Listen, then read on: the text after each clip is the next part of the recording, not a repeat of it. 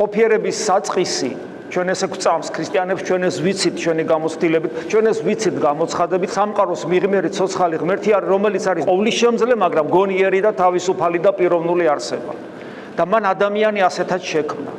ასეთად, ანუ ხატად და მსგავსად თავისად შექმნა. ეს ნიშნავს იმას, რომ ადამიანი მხოლოდ იმ შემთხვევაში იქნება ბედნიერი, თუ ის ღმერთივით ბედნიერი იქნება, თუ იგი ღვთაებრივი სრულყოფილებისაკენ იქნება მსწრაფი და თავისი ცხოვრების წესით დაემსგავსება ღმერთს. გახსოვთ იოანე მოციქულის ნათქვამი, რომ ჩვენ როცა წარვდგებით ღვთის წინაშე და თუ ვცხონდებით, ჩვენ ვიქნებით ისეთნი, როგორიც ის არის.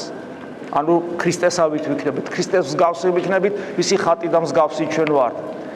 აი ესე შექმნა ღმერთმა სამყარო, თავად არის ყოფიერების შემოქმედი და პიროვნულობასთან, თავისუფლებასთან და ყოვლისშემძლეობასთან ერთად ის არის სიყვარული. იგი ადამიანს ქმნის პრინციპში როგორც თავის პოტენციურ შვილს და ბუნებრივია, კიდევ ერთხელ ვიმეორებ, რადგან ჩვენ ღმერთივით ვართ, ღვთის მსგავსნი ვართ, ამიტომ ბედნიერება ჩვენი მხოლოდ ღვთის სრულყოფილ მსგავსებაშია, როგორც სახარებაში კითხულობთ, იყავით სრულყოფილი, როგორც ზეციური მამაა თქვენი სრულყოფილი.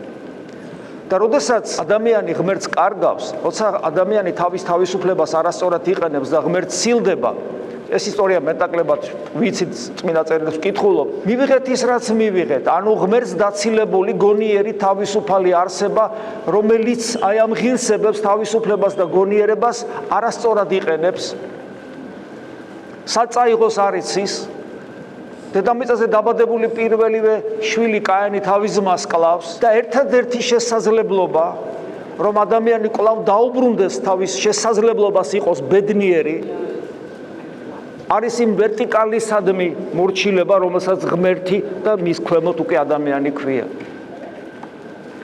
ანუ ჩვენ უნდა დავემორჩილოთ კვლავ მას, რომლის მორჩილებით, რომლის უწმინდესინებით ჩვენში გახორციელებით ვიქნებით ღმერთივით სრულყოფილნი და მივახცევთ ჩვენს მიზანს.